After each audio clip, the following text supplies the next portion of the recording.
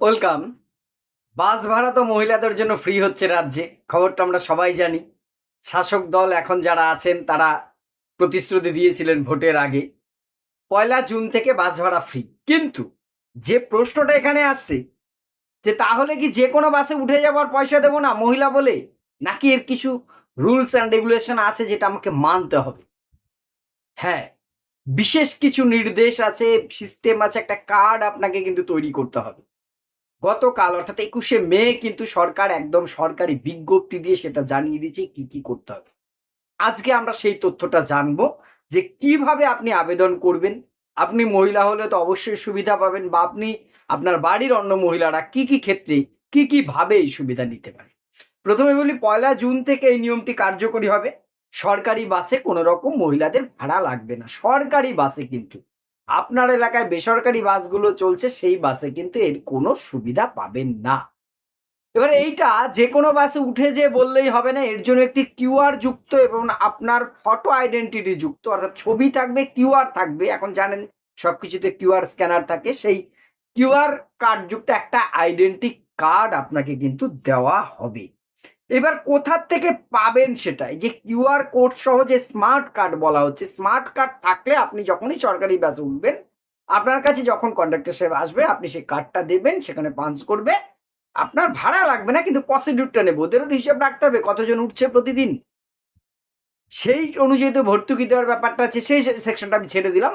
সেই smart card আপনাকে নিতে হবে। এর জন্য যেটা করতে হবে, আপনাকে লোকাল বিডিও অফিসে বা এসডিও অফিসে অ্যাপ্লিকেশন করতে হবে। স্মার্ট কার্ড পাওয়ার জন্য একটা নির্দিষ্ট ফরম্যাটে প্রেয়ার করতে হবে, অ্যাপ্লিকেশন করতে হবে।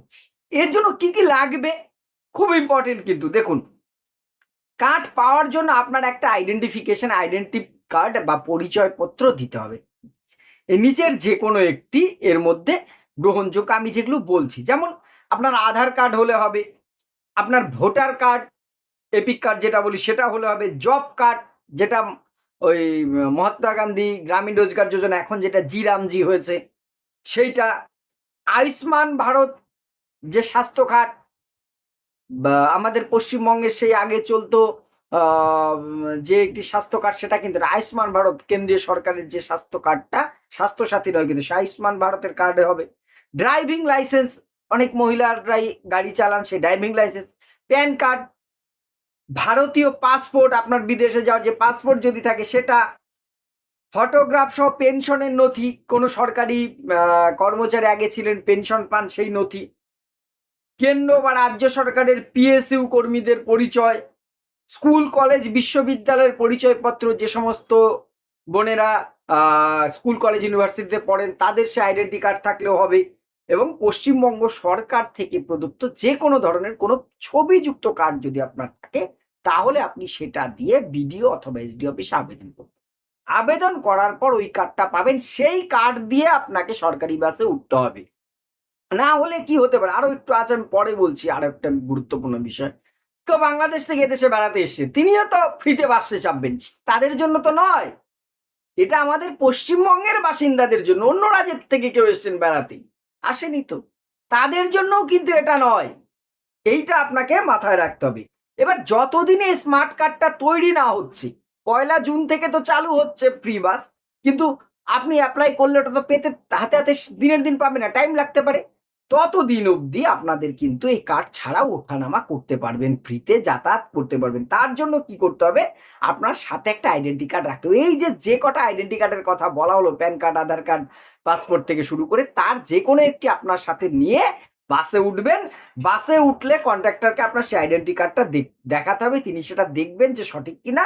তাহলে আপনাকে জিরো ভ্যালু টিকিট বা থার্মাল একটি পেপার টিকিট আপনাকে দেবে, ফ্রিতে, পয়সা নেবে নাকি, তারা টিকিট দেবে। এই নির্দেশটা কিন্তু সরকারি তরফ থেকে দেওয়া হয়েছে। 1 জুন 2026 থেকে এটা চালু হয়েছে। মহিলাদের ক্ষমতায়নের জন্যই এই বিশেষ পদক্ষেপ নেওয়া হয়েছে।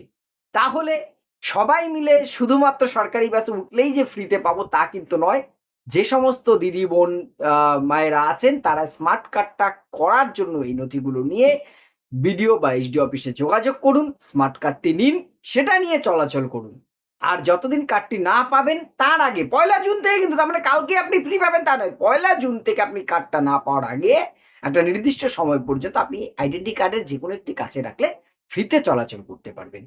এইভাবেই কিন্তু আমাদের এই ফ্রি বাস ব্যবস্থাটা আসবে। নিশ্চয়ই আমাদের মা বোনেরা এতে খুশি, খুশি হওয়াটাই স্বাভাবিক। আর এই প্রক্রিয়াটা কতটা যুক্তিযুক্ত আপনারা অবশ্যই মতামত জানাবেন কমেন্ট বক্সে। ধন্যবাদ।